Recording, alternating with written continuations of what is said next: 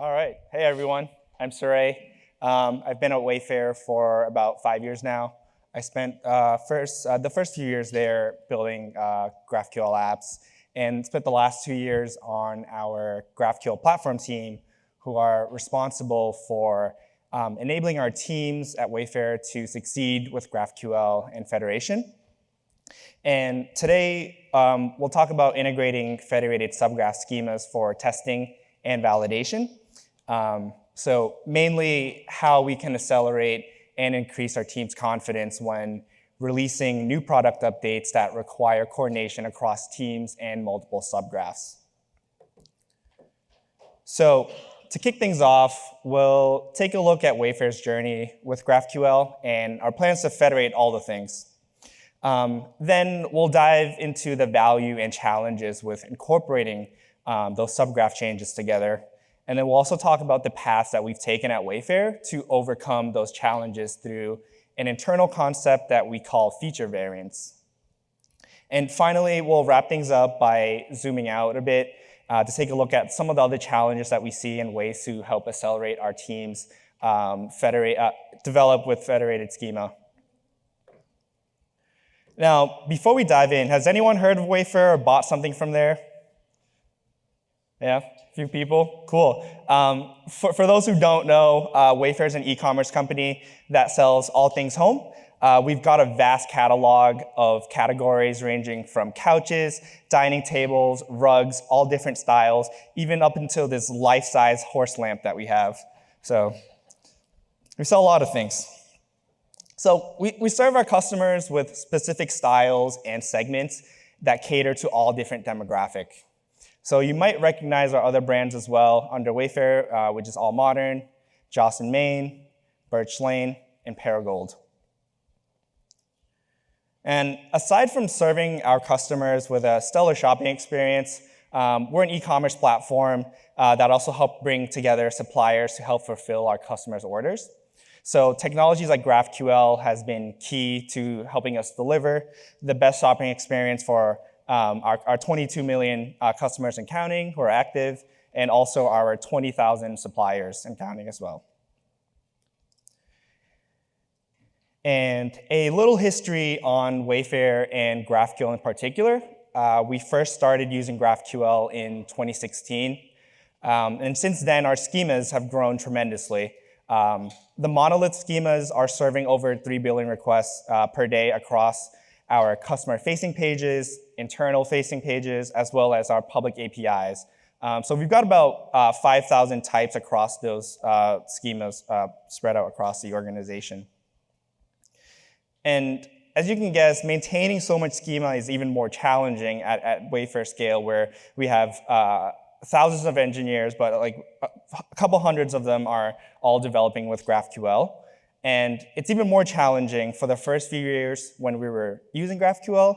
We didn't have a dedicated platform to kind of enable and equip our teams to accelerate our GraphQL development and do it successfully.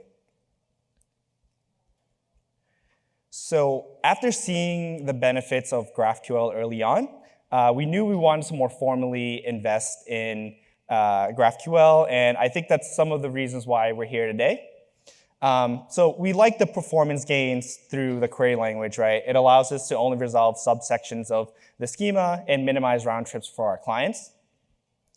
And we also like the reusability across types and resolvers, which allows us to deduplicate our code and kind of simplify our backends a little. We also like the flexibility that the schema gives us, right? It allows us to evolve our backend services without impacting our clients negatively.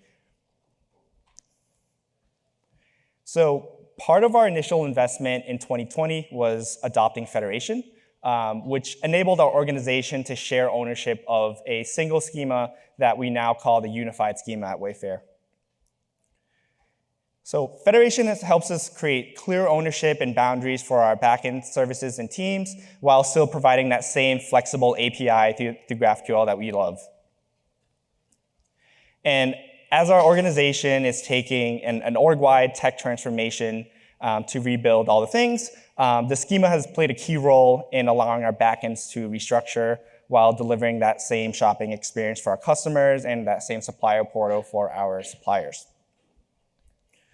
Now, to more formally invest in GraphQL in 2021, we staffed up a dedicated GraphQL platform team to help educate, standardize, and equip our teams with the right tooling to build with GraphQL. So as we know, education is key when venturing into a tech transformation through something like Federation. So that includes things like the basics of GraphQL and educating on that, how to build with Federation, and more importantly, like schema design and how we foster a healthy schema. So shifting our focus to GraphQL standardization allows our organization to speak a common language in terms of how we build with GraphQL and Federation. So this helps with consistency, easing migrations, and minimizing complexity for our teams. And finally, the platform offers tooling to help drive education and standardization that we just talked about, and also equipping them with the right tools that they need to succeed with GraphQL, which is kind of the focus of what we'll be talking about today, which is something we call the schema integration pipeline. And it's one of our biggest investments, which is the CI/CD pipeline plugin that we have, which all subgraphs are required to adopt at Wayfair in order to integrate with Apollo Studio, our schema registry. And by having that centralized integration layer through that plugin we have, we can help drive the schema standardization we talked about through things like schema linting, which include things as basic as naming conventions to more advanced Federation rules around directives and usages of keys and @requires and so forth. Now, the integration layer also helps us modify subgraph schemas before we publish them to our registry as well, which include things like custom directives, custom scalars and types. And one example of an internal concept that we have at Wayfair is around type ownership, which requires internal approval for you to extend a type so that we have clear governance over certain core types like our product types. Another valuable use case for that integration layer that we have is that it enables seamless migrations between Federation, which we've done in the past from Federation 1 to Federation 2, and helping drive a better developer experience and tooling that we'll be talking about today. So, fast forward to today. It's full steam ahead on Federation at Wayfair right now. We're rebuilding a majority of our app experiences while chipping away at our monolith and breaking things down and decoupling them into subgraphs. And since February this year, we've nearly tripled in the number of subgraphs that we have, going from 30 subgraphs in February to over 90 subgraphs and counting today. So all those subgraphs are currently actively helping drive thousands of objects and nearly 300 entities right now, which are all helping power things like our homepage and hundreds of millions of requests via our customer-facing pages. And another exciting thing is we've also said our goodbyes to our once beloved Node gateway and migrated to Router, which has brought tremendous performance boosts and a cost cutting by eliminating nearly 90% of resources needed to serve that same amount of traffic that we had, and even more. We're also using contracts to deliver subsets of our supergraph to different consumers while using those same subgraph resolvers to help drive common schema and kind of preserve parity. Now, even though our federated ecosystem has grown tremendously, we spent some time there, but we're just getting started and there's still quite a bit of work left to do. So with so much left, we're actively looking for ways as the GraphQL platform team at Wayfair in how we can accelerate our teams to build product and features and feature launches with Federation. So to accelerate that process, we want to minimize something that I call the schema development journey, which are the paths that we take starting from the schema design proposal to production. So let's take a quick look at this diagram to help visualize that schema development journey that I've just talked about. It all starts with that schema design process. We've gathered our requirements for our product launch, and our clients and subgraph owners are ready to design out that schema that we're looking to build out. We've helped accelerate this process at Wayfair by spinning up our own GraphQL champions community that we call the GraphQL Guardians. And as we build out more schema, we're gaining more knowledge and experience through different members of the team across the organization, which has helped us grow that Guardians group. And once that schema is agreed upon, subgraph owners can now start individually implementing subsections of the schema that we agreed upon with their resolver and business logic as well. And simultaneously, clients can start building out their front-end components with mock data using the schema that we've agreed upon as well. And once those implementations complete from the subgraph and client perspective, it's time to put all that piece together and validate and then release. What we'll be diving deeper into today is that very last step in the schema development journey, where our individual subgraph implementations are complete, and we're ready to put things together to validate that our schema and to validate our schemas and release our change. And as our federated schema grew and more teams start implementing with GraphQL and Federation, we found that validating multiple subgraph changes for a product release can be challenging, right? From the team aspect to the Federation aspect as well. And in the next section here, we'll take a look at some of those challenges, then dive into how we've overcome them to enable our teams to isolate those schema changes, accelerate testing and validation, and then confidently release their product.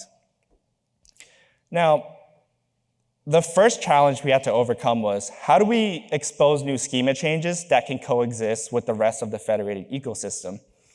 In this example here, we've got a new feature on the bottom where we want to highlight our exclusive brand. And we've gone through the product requirements and schema design process and implemented our subgraphs to help drive that schema. So it's common for features like this one to require multiple subgraph changes in existing subgraph as well as new ones. And the top section here is backed by existing subgraph schemas A, B, and C, while our new exclusive brands feature on the bottom here is backed by subgraph C, D, and E. Notice that subgraph C here was modified and needs to power both the existing and new feature as well. And there's a lot of value in being able to serve the new feature on the page while simultaneously powering the existing feature driven by both existing and new schema. So that gives our team confidence when releasing those changes and can even give our stakeholders a preview in some of those changes before actually merging things into production and delivering that product. So to enable this sort of validation and preview, it can sometimes be difficult to coordinate at scale with the number of teams that we have.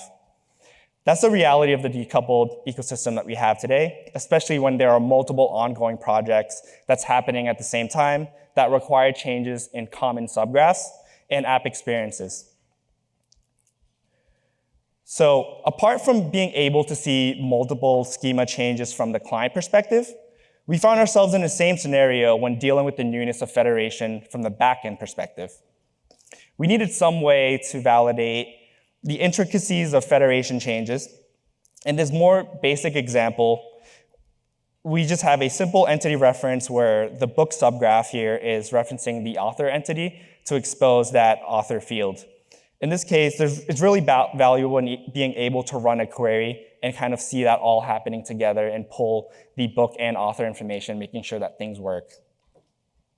And as we ventured deeper into the intricacies of Federation, we found ourselves needing to use the @override directive to migrate one field resolution from one subgraph to another. And by doing so, we learned that ensuring that things are working properly is also really valuable in just seeing it happen, right? And on the other hand, it's also really valuable to validate that @requires is working the way that we think it will, right? A more complex case in our experience, updating necessary fields in an @requires directive will require a lot more coordination,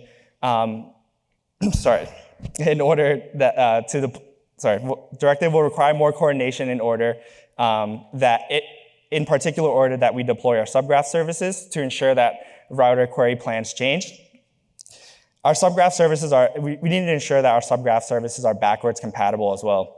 And the ability to be able to rehearse this process is really crucial to making sure that we're not actually taking down active operations. And lastly, another example that we ventured into deeply recently is we found ourselves needing to deprecate old entity keys and transitioning to new entity keys.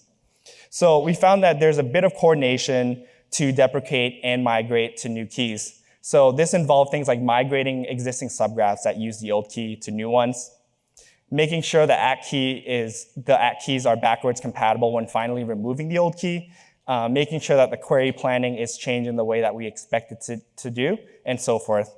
So these are some of just the challenges that would benefit from being able to see these things happen together in a development environment, right? So another challenge that we had at Wayfair early on was our development schema variant in our schema registry, Apollo Studio, which is shared by the entire organization. Naively and working with what we had, we published our development subgraph changes to that single shared environment. And as you can guess, it didn't work well, right? It's like sharing a single Git branch.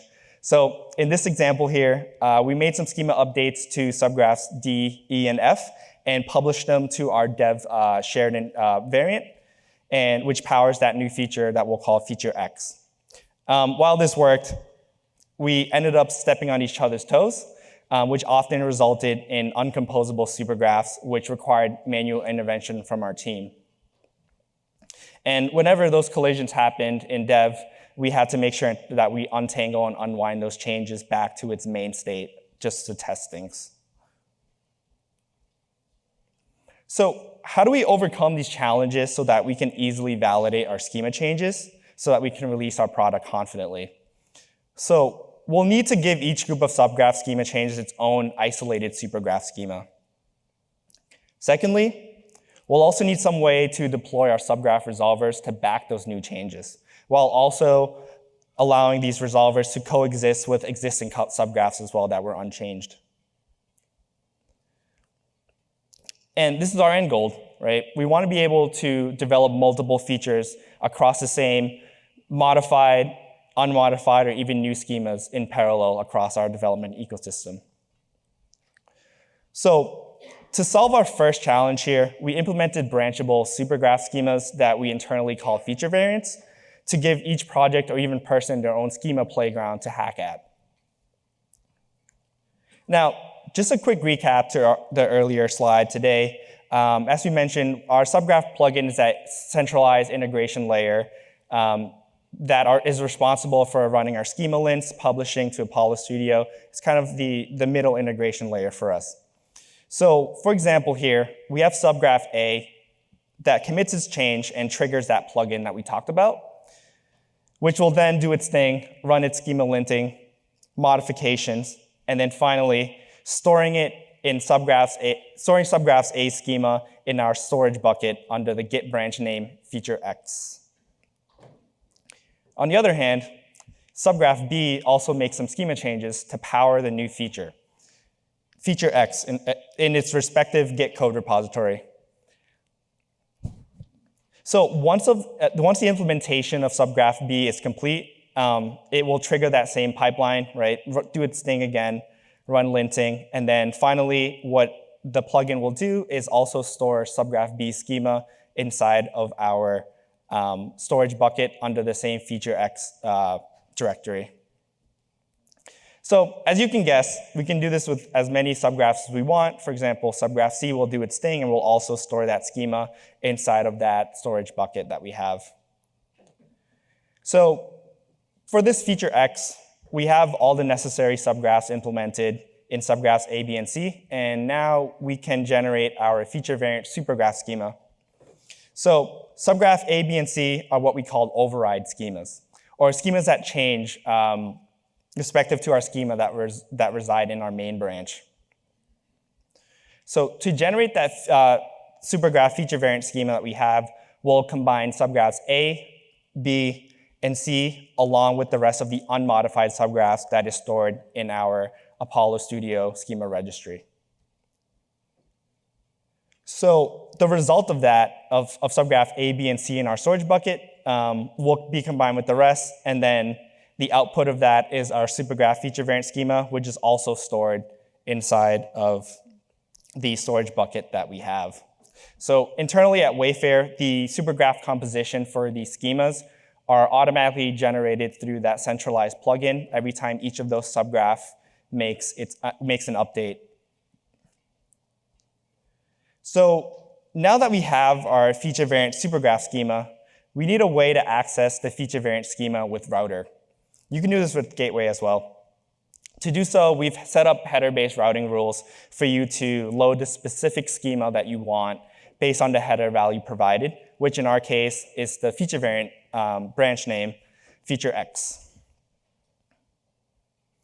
And by doing so, we're able to deploy a new and isolated instance of router, which will then load that feature X variant schema, and then serve that schema to our clients and developers.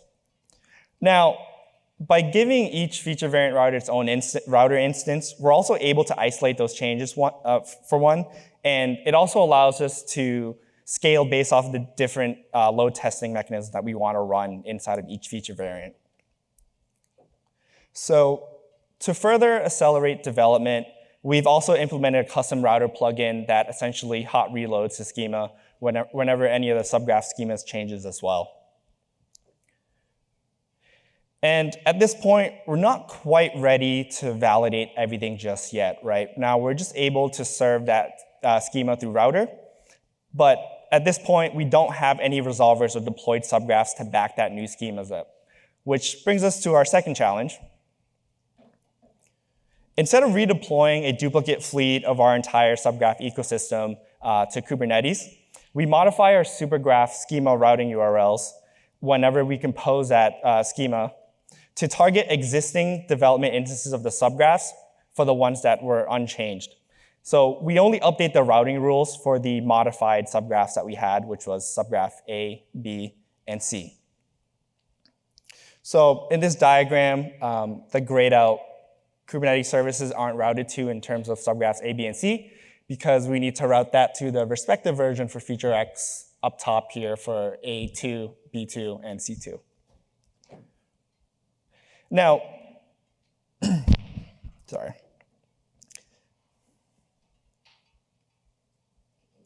So here's a visualization of this at scale where we can continue to route unchanged subgraph schemas to our main Kubernetes deployment while being able to override schemas in our respective feature variant subgraphs. In this example, we have features X, Y, and Z all happening at the same time without duplicating the entire deployment fleet of our subgraphs. And even though we're not duplicating all of our subgraph deployments to power the feature variants, we're still using a significant amount of resources to help drive router and the override schemas that we have. And at our scale, with multiple projects happening at the same time, especially now with the number of subgraphs growing, you can see that there's huge operational costs as well, even though we're only deploying a subset of our subgraphs and routers. To further optimize, we opted in for an ephemeral environment. In our case, it's Garden.io. You can use anything else to your preference. And with Garden, we're able to deploy those multiple versions of those subgraphs to back each of the feature variants. And what's nice is that it cleans itself up when it's not being used so that we don't have to go and clean those up ourselves. So since introducing feature variants, we've been able to help drive large and long-winded projects and be able to preview our product releases all in parallel, regardless of the number of subgraphs that we have to coordinate. Now, instead of sharing a single playground for an organization of 1,000 engineers, everyone can have their own schema playground and develop at the same time without publishing to our stable supergraph schema, leaving it untouched. So we've learned and iterated on feature variants a lot over the past year since its release, and we want to continue equipping our teams with more improvements to feature variants to give them more confidence and flexibility when building with GraphQL and Federation. As a start, we want to give our teams more flexibility with feature variants. As you may notice, the feature variant workflow that I described today require our team to commit code to GitHub in order to test their changes. And with that, as some of you devs might know, it's not fun waiting for pipelines to run. So after hearing some of the pain points from our teams, and subgraph developers, we see that there's a lot of value in being able to route overridden subgraphs to a local environment before actually publishing them to our pipelines. And this, in return, will speed up testing as well as minimize development feedback loop. So we're always looking for ways to accelerate our schema development journey at Wayfair. Feature variance has helped us tremendously and confidently release big and complex schema changes to drive those customer experiences that we're looking to rebuild. And stepping back to the beginning of the journey, our GraphQL Guardians group is actively growing to help accelerate schema design and foster a healthy schema at Wayfair. And to accelerate and ensure parity across all of our subgraphs, we maintain a subgraph starter kit so that it's easy to go from zero to production for subgraphs, as well as maintaining a shared Bootstrap library to equip our teams with shared common code. For example, this is crucial in terms of custom scalars. We want to make sure that all the serializers and deserializers are all running on the same library. For example, we don't want to use different code to help drive and return like value for a product price, for example. And finally, to enable rapid client development and standardize on how we mock GraphQL responses across all of our clients, at Wayfair, it's web, it's mobile and web. And we've open sourced a mocking library called GQMock, which helps accelerate and parallelize client implementation and prototyping. So GQMock essentially enables client owners to start implementing their components through mocked faker data and overlay data, even though subgraph implementations aren't yet ready for testing inside of something like feature variants. And that's all I have for you today. I'd love to hear and chat about how you're accelerating your teams as well to build with GraphQL and Federation. And yeah, thank you, and I'll see you at table 3 tomorrow.